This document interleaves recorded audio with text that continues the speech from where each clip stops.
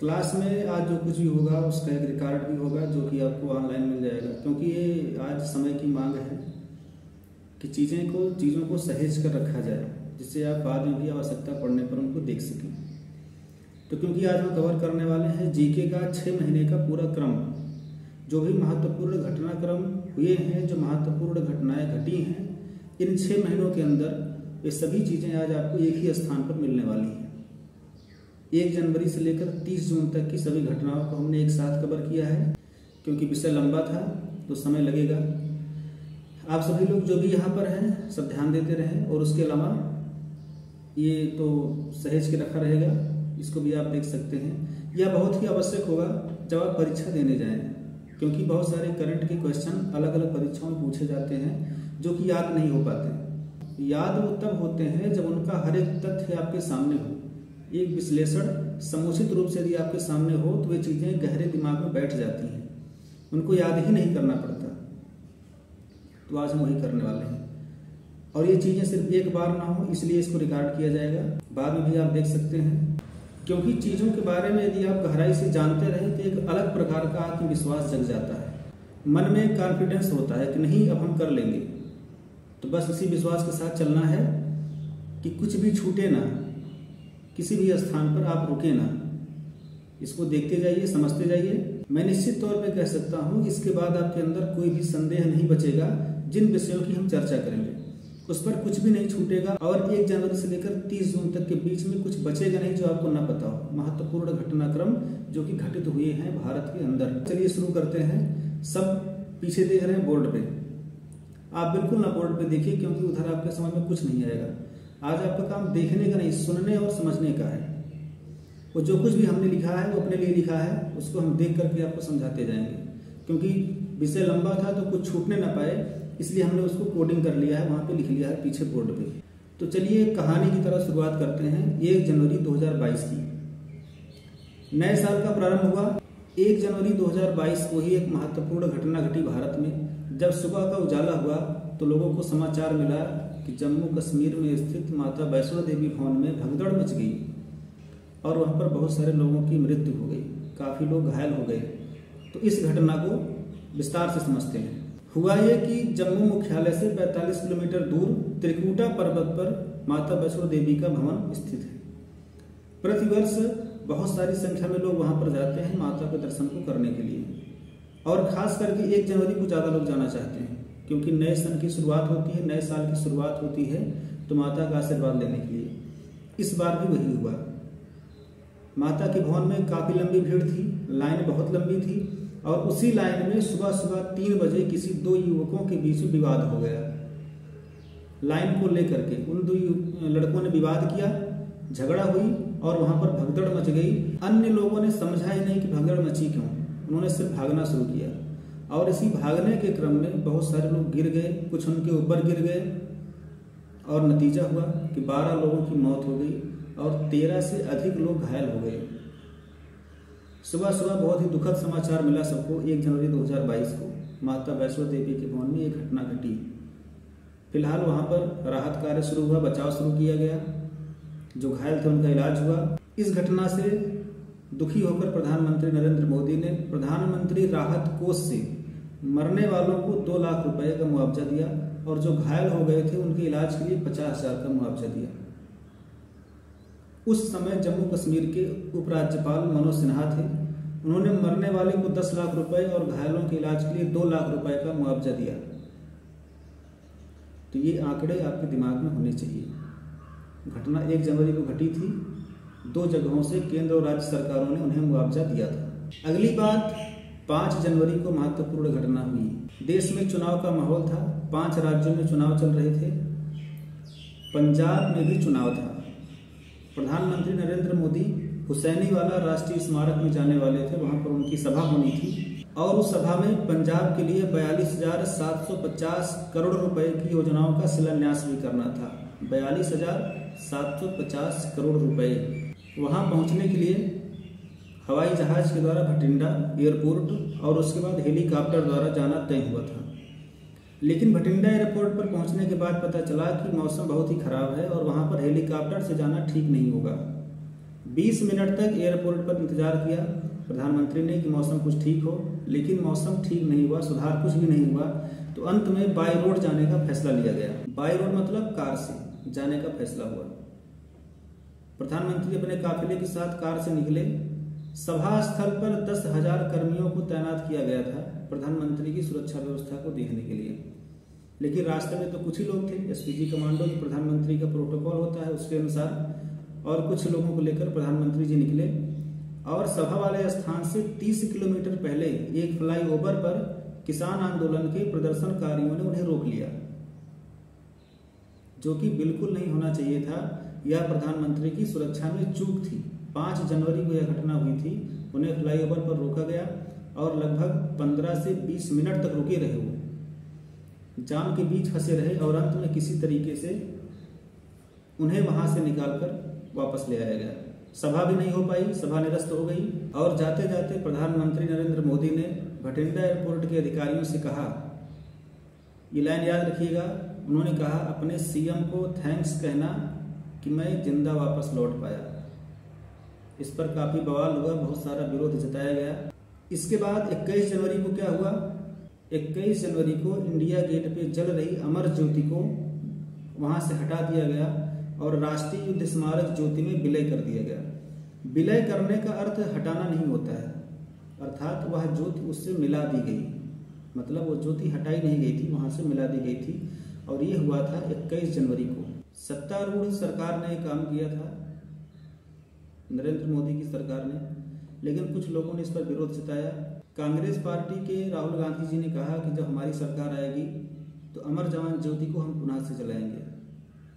कुछ भारतीय सैन्य अधिकारियों ने कहा कि इसको विलय करना बिल्कुल भी गलत नहीं है, क्योंकि 1971 में युद्ध के बाद से यह ज्योति जल रही है। तब हमारे पास अपना राष्ट्रीय युद्ध स्मारक नहीं था और अब है, आज हमारे पास है तो उसमें चलना चाहिए। फिलहाल ज्योति का विलय हो गया और अब वह ज्योति 50 सालों से निरंतर जलने वाली वह ज्योति आज भी राष्ट्रीय युद्ध स्मारक में लगातार जल रही है। इस सैनिकों के बलिदान का प्रतीक है। 1971 के युद्ध में जिन सैनिकों ने बलिदान दिया था उसके एवज में यह ज्योति जलाई गई थी। अगली घटना कर्नाटका में हुई 14 फरवरी के आसपास। एक निजी स्कूल, मांड्या पब्लिक स्कूल, वहां पर एक छात्रा जो कि मुस्लिम वर्ग से थी, हिजाब पहन करके प्रवेश ले रही थी, मतलब वो विद्यालय के अंदर जा रही थी। विद्यालय कर्मचारियों ने मना कर दिया, गार्ड ने उसको रोक लिया कि नहीं भाई, आप हिजाब पहन के नहीं जा सकती विद्यालय में, है ना। विद्यालय का एक अपना होता है, यूनिफॉर्म कोड होता है, आप उसके हिसाब से जाइए। लड़की ने अपने घर वालों को सूचित किया, परिजन वहां पहुंच गए, काफी ज्यादा बवाल हुआ, मारपीट तक की नौबत आ गई। शिकायत दर्ज हुई तो कोर्ट ने साफ कह दिया कि हिजाब पहनने का मुद्दा आर्टिकल 25 के अंतर्गत नहीं आता, इसे विद्यालय पर छोड़ देना चाहिए, विद्यालय अपने हिसाब से प्रवेश लेगा। विद्यालय कर्नाटक सरकार ने कहा कि हर विद्यालय का एक यूनिफॉर्म कोड होता है, सभी को उसी के हिसाब से कपड़े पहनने होते हैं, तो हिजाब तो किसी भी दशा में स्वीकार योग्य नहीं है। अच्छा, इधर हिजाब का प्रदर्शन चल ही रहा था, उधर कुछ युवकों ने भगवा गमछा पहन के प्रवेश किया।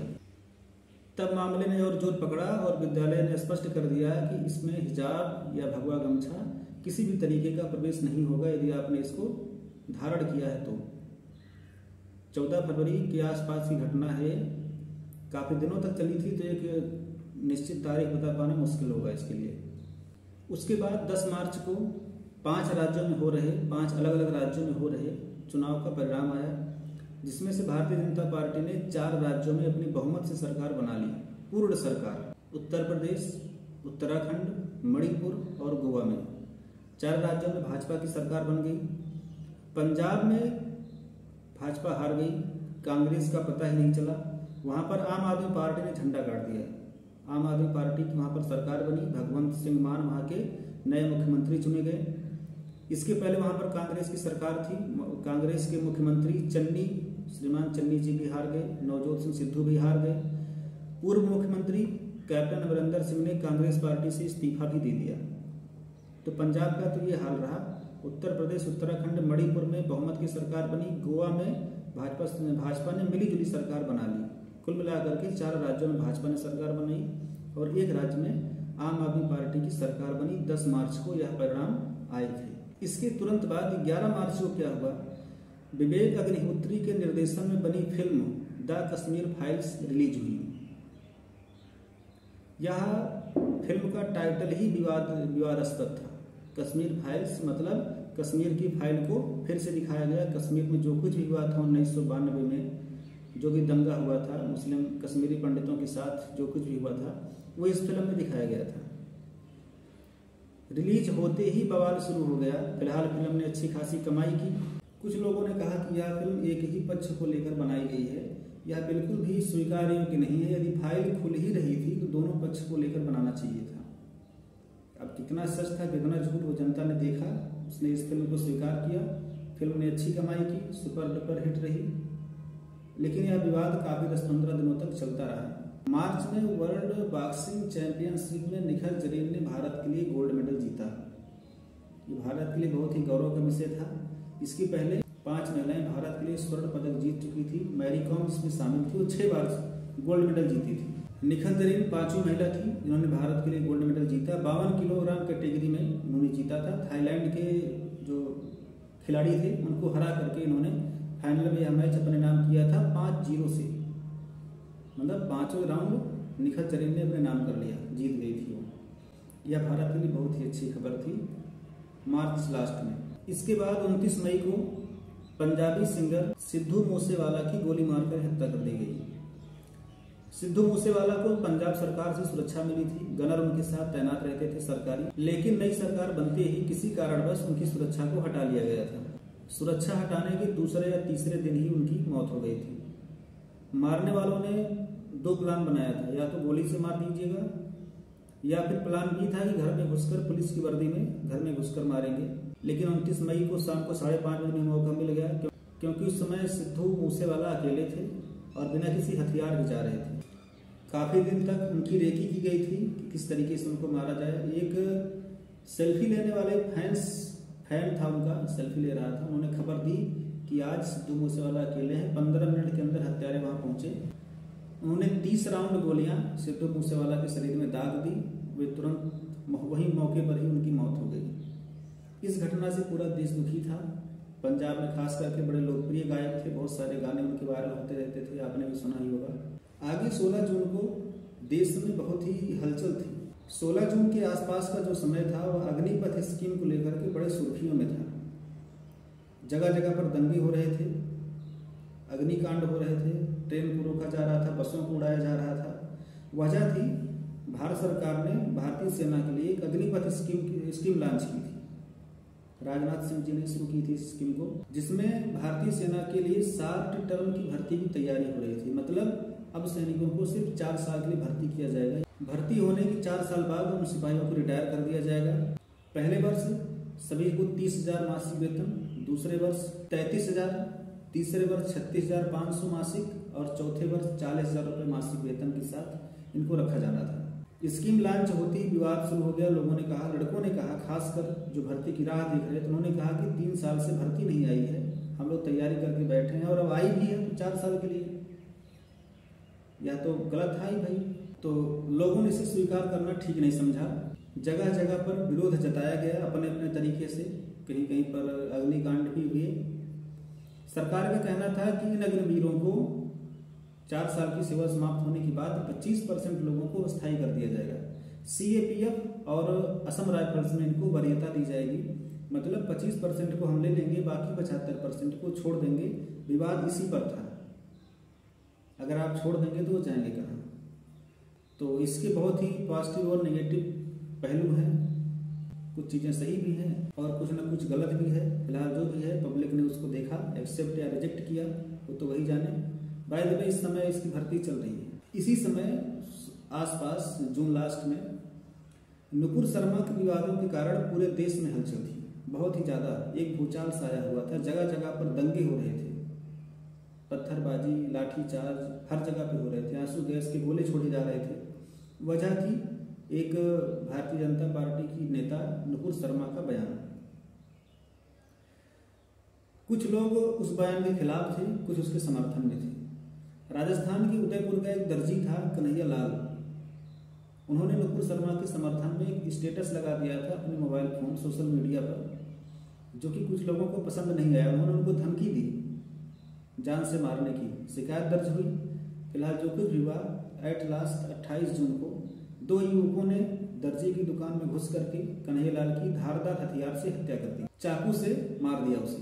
मारते समय वीडियो भी बनाया उन लोगों ने और उसे सोशल मीडिया पर पूरे देश में आक्रोश फैल गया, जगह जगह पर बवाल हुआ। राजस्थान में खास करके धारा 144 लगा दी गई। राजस्थान सरकार के मुख्यमंत्री अशोक गहलोत वहां पर पहुंचे। उन्होंने मुआवजा भी दिया कन्हैयालाल के परिवारों को। उनको 2 लड़कों को सरकारी नौकरी भी दी। और जून के सबसे लास्ट में 30 जून को क्या हुआ था, महाराष्ट्र में सियासी भूचाल खत्म हुआ था। उद्धव ठाकरे ने इस्तीफा दिया।